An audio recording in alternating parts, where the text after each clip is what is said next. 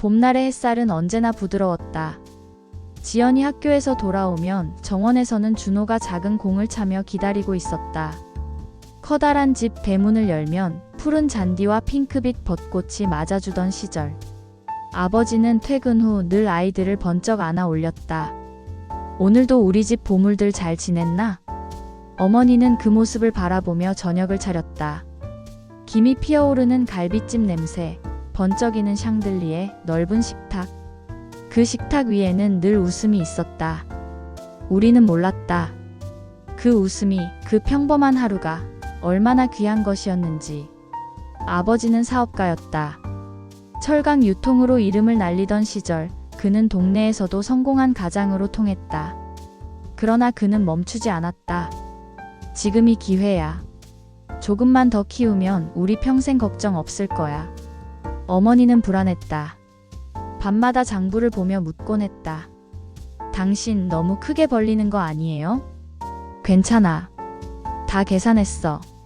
이번만 성공하면 아이들한테 평생 남길 수 있어. 하지만 그 이번은 오지 않았다. 투자는 실패했고 빚은 눈덩이처럼 불어났다.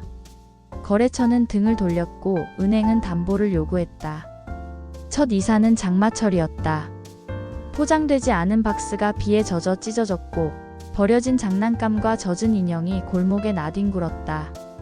새 집이라고 부른 곳은 방 하나짜리 월세집. 벽지는 군데군데 뜯겨 있었고 창문은 바람을 막아주지 못했다. 밤마다 비가 새어 양동이를 받쳐 두어야 했다. 그날 밤 지연은 창가에 앉아 고개를 숙였다. 왜 이렇게 된 걸까?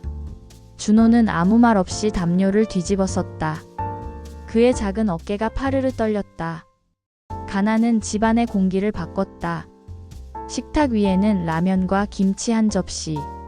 아버지는 점점 말이 없어졌다. 서류를 붙잡고 밤을 새웠고 낮에는 빚 독촉 전화를 받으며 허리를 숙였다. 어머니는 하루 3군데를 뛰었다. 새벽엔 시장, 낮엔 빵집, 밤엔 편의점. 손등은 갈라지고 눈가주름은 깊어졌다. 아이들은 철이 들었다. 지연은 중학생이었지만 방학마다 편의점에서 일했고 준호는 학원을 끊고 신문 배달을 시작했다. 그런데도 빚은 줄지 않았다. 오히려 더 커졌다. 그리고 어느 날 아버지가 떠났다.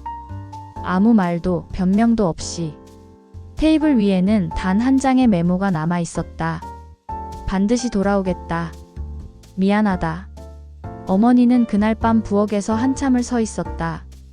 찬 국물만 남은 밥상 앞에서 아이들을 재우고 한숨만 내쉬었다. 지연은 방문을 닫고 조용히 울었다.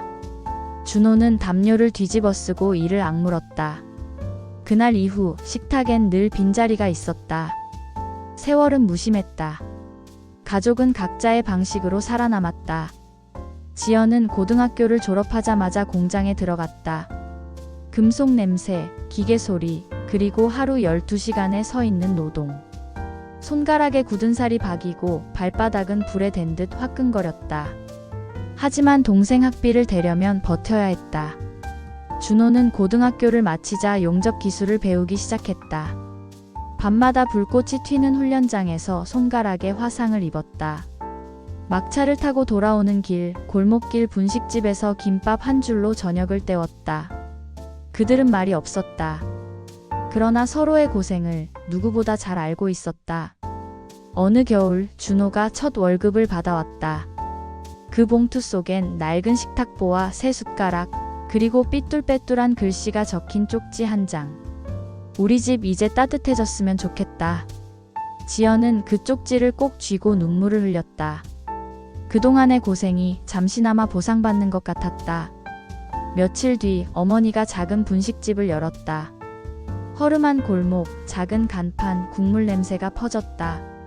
첫날은 손님 한 명 없이 문을 닫았지만 둘째 날부터는 학생들이 찾아오기 시작했다.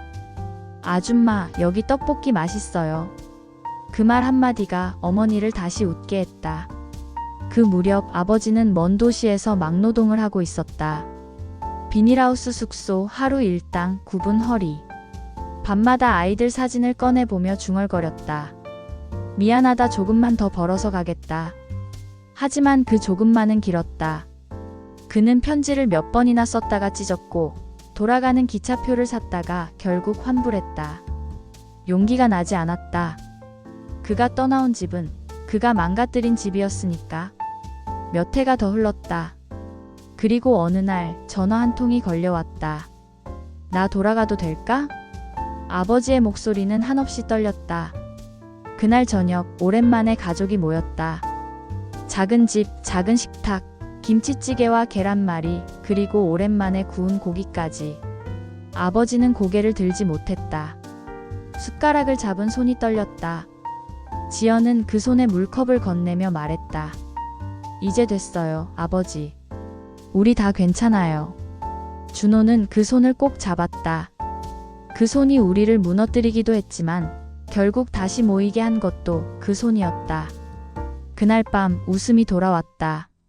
어머니는 주방에서 바쁘게 움직였고 지연은 그릇을 닦았고 준호는 아버지 옆에서 숟가락을 놓았다. 우리는 알게 됐다. 집은 크기나 돈으로 완성되지 않는다는 것을.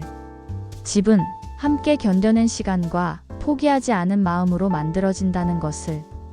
이제 우리 집은 부자가 아니어도 크지 않아도 괜찮다.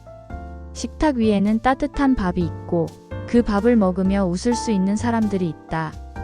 그것이면 충분하다. 우리는 다시 우리 집으로 돌아왔다. 그리고 오늘도 골목 끝 분식집 불빛이 꺼질 때 작은 집 창문에는 환한 불이 켜진다. 그 불빛은 우리 가족의 등불이다.